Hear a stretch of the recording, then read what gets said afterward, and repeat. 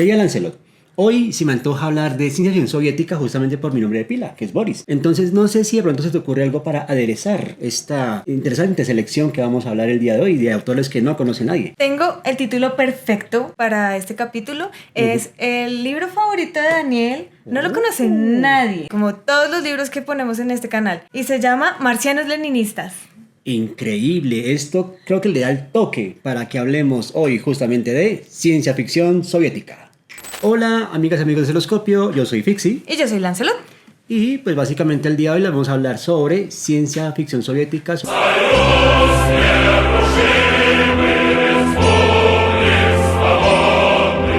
todo como de los pioneros, porque de cierta forma alguien reconoce tal vez uno que otro el nombre de los hermanos Strugatsky. De pronto conoce tal vez Stanislas Lem con Solaris y que fue adaptada por Andrei Tarkovsky, ¿no?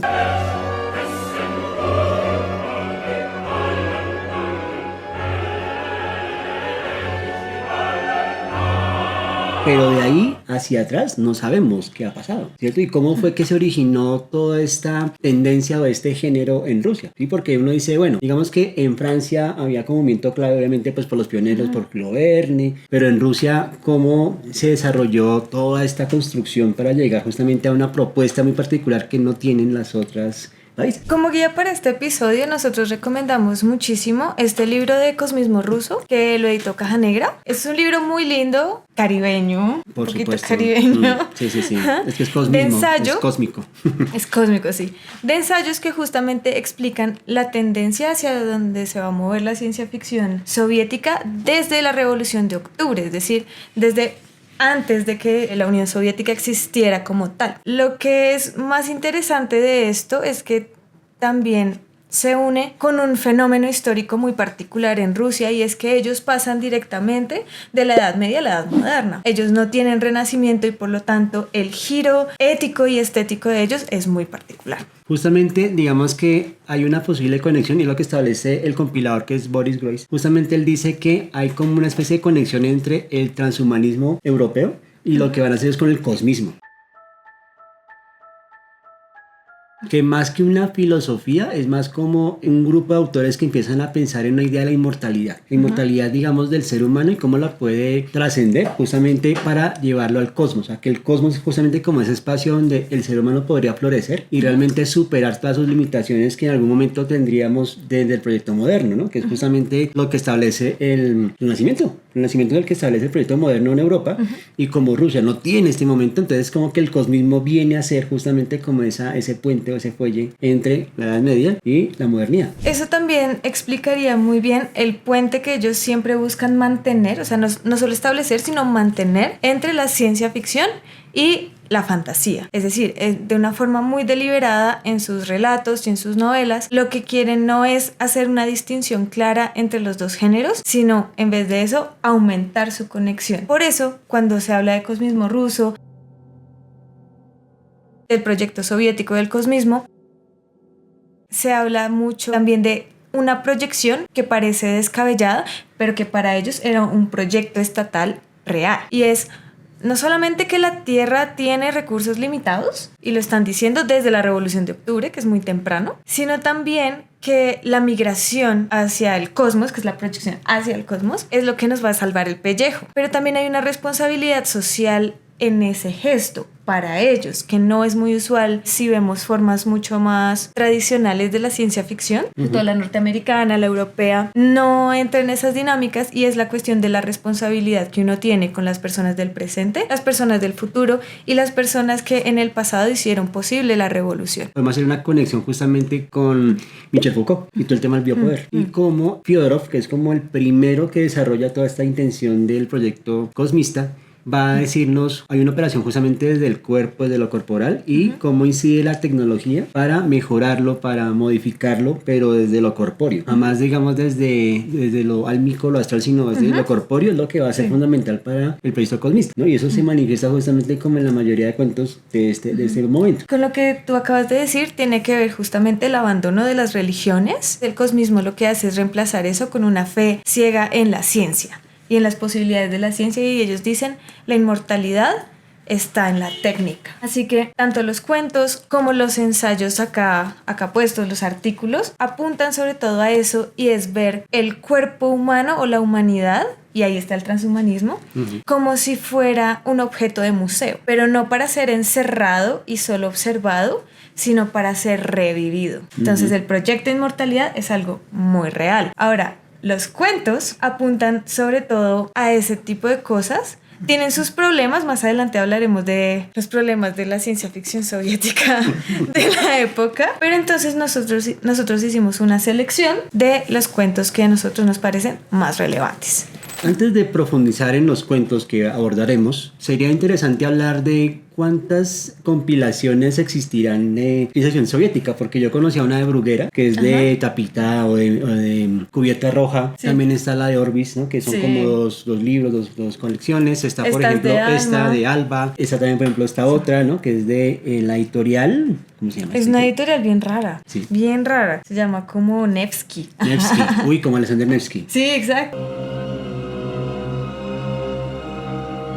Gran película de Sergei Eisenstein que recomendamos también ver para que tenga más contexto. Entonces, en cada edición sí hay autores que se reiteran, y en otras emergen otros, ¿no? Entonces, por ejemplo, en algunos hacen unos pequeños cambios, pero es decir, cualquier compilación de esa ficción que encuentren es como idónea porque contiene más o menos el mismo espíritu, ¿no? Entonces, para que de pronto si alguien dice, no, la descargué de Lectulandia, bueno. Lectulandia salvavidas. Sí, el salvavidas, ¿no? Entonces creo que eso va a ser lo importante. Y ahora sí, entonces entremos en materia con los cuentos que abordaremos para que ustedes hagan una idea justamente cómo se forma esta idea y cómo llegamos a autores como los Strugatsky y a otros autores que incluso hay uno que es de apellido Tolstoy, pero nada que ver con León Tolstoy. Sí, que no es el sí, de ese Tolstoy se habló acá en Estereoscopio, entonces busquen el video porque ese está, yo me acuerdo porque yo compré ese libro por ese capítulo. Bueno, yo quiero que hablemos no tanto de forma cronológica, y hay dos cuentos al menos que son súper recurrentes en las antologías. Uno es La República de la Cruz del Sur, de Valery Brusov,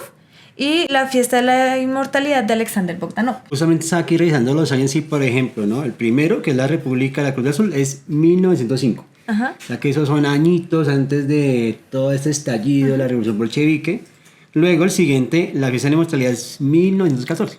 La República de la Cruz del Sur está escrita como si fuera un reporte de periódico. Y habla de una nación que justamente se llama la República de la Cruz del Sur, de la que nadie ha podido salir jamás.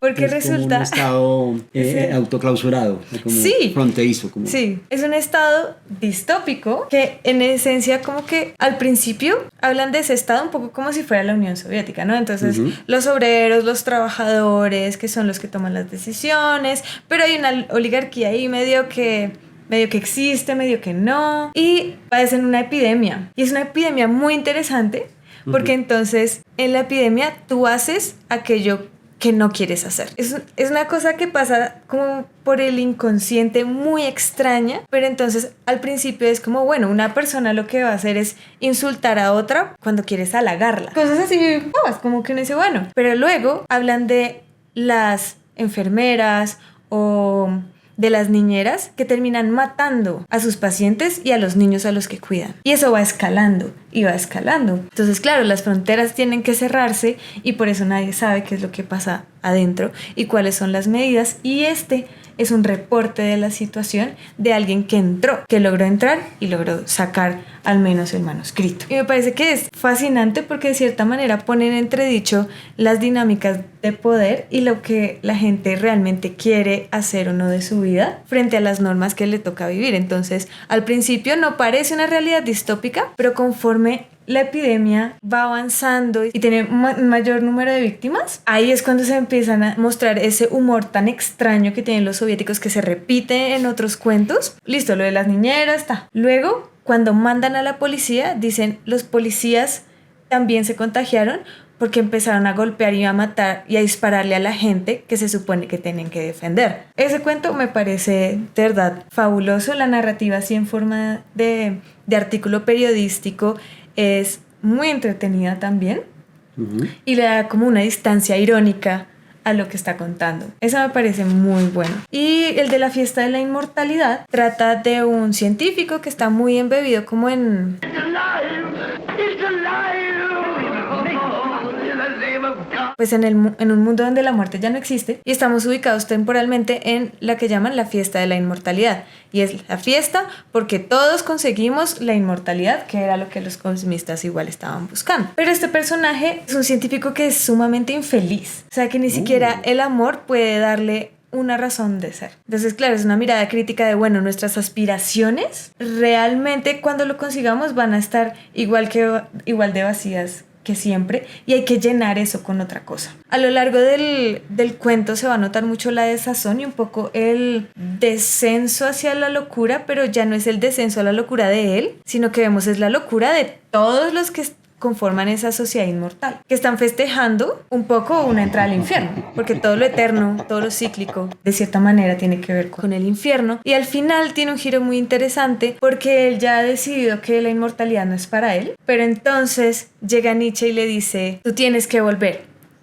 y volver a empezar todo de nuevo. Entonces, a mí me parece un gran cuento. Estos dos son los cuentos que de verdad se repiten en todas las antologías. Sí, todas, en serio, todas. Cuando comentamos estos dos, creo que en uno siento ese peso, esa influencia muy Verne. Sí. Porque justamente es como el tema, primero, pues como científico y progresista. Y en el otro cuento siento una mirada más H.G. Wells, ¿no? Que Wells es mucho más crítico. Es decir, él dice, el progreso sí, pero también va a traer consecuencias. Y consecuencias que nos van a desanimar bastante, ¿no? Claro, y también en el estilo, porque el primer cuento del que hablé, el de la República de la Cruz del Sur, es mucho más expositivo. En cambio, el otro es mucho más narrativo. Entonces también ahí está esa diferencia entre los dos. Y ahora, pues también dependemos mucho como de los traductores de estos cuentos, ¿no? Porque es que el cirílico, el español, no sé qué tanto cambia en la gramática y el estilo, pero cómo se siente, digamos, en las ediciones ese trabajo, digamos, de entender, digamos, como el sentido del texto, si realmente uno lograría captarlo, porque es que uno no sabe, ¿no? O sea, ese es el problema de traducción. En mi escasa experiencia leyendo autores rusos, yo siento que la traducción es más fácil por alguna razón. Como que se siente mucho más natural y fluido el cambio de estilo del ruso al español, porque conceptualmente parece ser mucho más rico, y esto no es solamente para los casos de la ciencia ficción, sino también para Tolstoy, Dostoyevsky, Chekhov, que te amamos, Pushkin, que está agarrado con uno de estos. Entonces no sé si es la experiencia, como la forma que tienen tan rica de transmitir los problemas que tienen que ver con la identidad, con la existencia y con la libertad individual, pero sí creo que tienen unas traducciones muchísimo más contundentes pues a la hora de pasarlo al español. Entonces las traducciones de estos libros me parecen increíbles y creo que deberían hacerse mucho más, porque también se mencionan muchos libros en los prólogos, en las introducciones de estas antologías que no se consiguen ya, que se editaron hace muchos años y ya no se consigue. Exactamente. Y hay otra cosa también, es que digamos que sobre todo aquí en Colombia, no sé en el resto de América Latina, pero había una conexión muy cercana con una editorial que traía justamente textos rusos. Creo que era la editorial Moscú. Y traducían directamente, digamos, en Manifiesto Leninista, el Libro Rojo, bueno, todos los libros de, digamos, como del partido, eran traducidos, digamos, como isofacto acá, entonces tenían como una filial. Entonces probablemente eso tenga, digamos, como esa consecuencia de que tengamos como esa facilidad de acercamiento a las traducciones como rusas, ¿no? En América Latina. El tono existencial de los cuentos también es muy chévere. Por ejemplo, uno que se llama Justicia Mecánica, de Alexander Kuprin, que parece muy emparentado, si uno pues lo ha leído con atención, con el de Kafka de la colonia penitenciaria, porque también es una máquina que está hecha para castigar las faltas, y entonces tú le metes un número y dice como listo, entonces te van a dar, realmente es como que te dan con un fuete o casi un látigo. ¡Tan! Pero entonces acá no está el giro dramático, trágico del inventor que queda en la máquina, pero es para cumplir el destino que se le ha... No, ¿sí? Este es mucho más divertido porque es sin querer y por la avaricia propia del inventor que el tipo se queda atrapado en la máquina y no pueden detenerla porque está diseñada para no detenerse hasta cumplir con el cometido. Ahí se juega mucho con esta idea del cuento tradicional ruso, en el que las cosas salen muy mal para el personaje que está siendo o soberbio o avaro, y termina en ese tono de y entonces el inventor nunca más volvió a pensar en ese invento y fue una persona mucho más amable que en el principio. Entonces, claro, es un tono narrativo muy, muy particular. Es menester hablar de un cuento que está en esta antología y que hace honor a este canal, que se llama El estereoscopio. Uy, ese es un cuentazo. Además, porque el nivel de la técnica también es todo retro. Porque no sé si saben qué es un estereoscopio, si se han fijado en el logo de este canal, pero es esa maquinita. Era un juguete que sacaba, que era el Viewmaster, ¿no? Que era básicamente como unos lentes en el que uno hacía esta operación, uno colocaba un disquito. Sí. El disquito básicamente traía como 2 fotos repetidas. Cuando las fotos se encontraban en el mismo canal, básicamente lo que hacía era como sobreponerse una sobre otra y generaba un efecto tridimensional. Porque justamente nosotros tenemos una visión similar. El ojo derecho tiene, digamos, una capa y el izquierdo la otra. Sí. Entonces las dos se juntan, se cruzan, se sobreponen y generan esa sensación o percepción de tridimensionalidad. En este cuento, el protagonista está vitrineando por la ciudad y se encuentra con un estereoscopio en una vitrina y por alguna razón se siente muy atraído hacia el estereoscopio. Lo compra y dice que está viejo y que el disco que tiene dentro no puede ser sacado. Está fundido con el aparato. Se lo lleva a la casa para ver qué es eso y se da cuenta de que el estereoscopio lo que tiene son imágenes de un museo británico. Un museo británico que él de niño visitó por primera vez con su papá. Ahora, descubre que de cierta manera él puede introducirse en ese mundo congelado y ve personas ahí quietas, congeladas, como si fueran las fotografías, pero empieza también a darse cuenta de que hay cosas que cambian, es decir, él puede sentir las emociones de las personas que están ahí adentro del estereoscopio y empieza a sentirse perturbado porque ve que la gente está de cierta manera viva, está latente ahí, pero está viva. Y hay un personaje en específico que puede moverse. Y es una cosa muy aterradora, es esa unión entre un poco la fantasía, la ciencia ficción y el terror, porque ese personaje se mueve y empieza a perseguirlo. Increíblemente aterrador porque parece un autómata. De eso que se mueve muy rápido sin que cambie ningún gesto ni ninguna forma del cuerpo. Y también está esta idea muy existencial del encuentro consigo mismo. Creo que, no sé, pero años después, en Canadá, un escritor llamado William Gibson replicará esa idea en su famoso cuento El continuo de Gatsby, en el que de cierta forma nos presenta a un fotógrafo que es contratado para hacer unas fotografías para un calendario, y él, cuando pone la cámara, él empieza a ver a través de su lente y lo que está viendo es justamente proyecciones de imágenes retrofuturas que vienen de las revistas de sci-fi de los años 20 de Hugo Gernsback, y él le va a preguntar a un amigo que es como muy conspiranoico y todo el cuento es como muy místico, y él le va a decir: son fantasmas semióticos, son proyecciones del inconsciente colectivo que se manifiestan justamente cuando estás poniendo el ojo en la cámara. O sea, como que la cámara se vuelve ese catalizador para entrar en esas visiones retrofuturas, que me hizo quedar la sensación de ese estereoscopio, ¿no? Porque es como que él puede ingresar a estas imágenes de su visita al Museo Británico, y es lo mismo que el continuo de Gernsback, ¿no? Básicamente. Sí, también creo que es importante decir, listo, estas antologías son muy buenas, o sea, ¿para qué? Como dijo Fixi, la que tú consigas, esa te sirve. Unas portadas fabulosas, porque además el arte que ellos consiguen es increíble. Sí, porque acordémonos que Alan, lo que ellos abordan un proyecto que es el arte comprometido, o sea, el arte para el pueblo. No es el arte para el museo, sino es cómo gráficamente podemos proyectar la voz del pueblo. Y eso va a generar lo que va a ser la gráfica constructivista, que genera todo lo que es el cartel soviético, que es un movimiento tan influyente que hasta el día de hoy hay diseñadores que lo siguen utilizando, ¿no? Sí. Inclusive, por ejemplo, está Shepard Fairey Obey, que es uno de los que utiliza estas imágenes, y otros tantos, porque es que de cierta forma son impactantes, son, digamos, muy fuertes, y eso también como que transmite mucho la esencia justamente de esa idea de ese proyecto soviético, ¿no? Como tal, como esa idea de lo enérgico, lo geométrico, lo rígido, lo estructurado. Sí. Como, ¿no? La arquitectura soviética tan famosa. Pero en esta narrativa también hay problemas. Entonces, para que sepan a qué se están enfrentando, porque esto no es Ursula K. Le Guin, precisamente, sino es nuestra amada Octavia Butler, y estos escritores tienen un par de tendencias un poco cuestionables. Una es el machismo a veces rampante que tienen, que es, mejor dicho, una tiene que prepararse, ¿sí? Sin embargo, hay un cuento que está en esta antología también, que se llama El año 4338 de Vladimir Odoyevsky, que lo que hace es un poco una reinterpretación de eso, poniendo el énfasis en el sufrimiento de la gente, de la objetivización o la comercialización de las mujeres en un contexto soviético que en teoría no debería tener comercialización de nada y mucho menos de personas. Entonces, ese lo recomiendo mucho como antídoto para este machismo de otros de los cuentos. Y también un colonialismo bien raro que está presente tanto en este libro como en alguno de los artículos de Cosmismo Ruso, en el que ellos consideraban, por ejemplo, que América Latina y África tenían los territorios mucho más fértiles, pero también los más vacíos. Entonces no estoy muy segura de si alguna vez vinieron. ¿Algún de pronto espía enviado a las colonias sudamericanas para expiar? Claro, porque ellos sí pensaban en una especie de ocupación. Pues yo creo que con esto ya tenemos la suficiente dosis para que las personas se animen a degustar de estos platillos exuberantes de la tierra, del caviar y el frío extenuante, ¿no? Porque es que ya no es el frío, es el general invierno, por supuesto, ¿no? Y el petróleo y todas estas maravillas y esos héroes grandes, ¿no? Por ejemplo, incluso hay uno que se llama San Boris, ¿no? Que es San Boris. Imagínense, ¿no?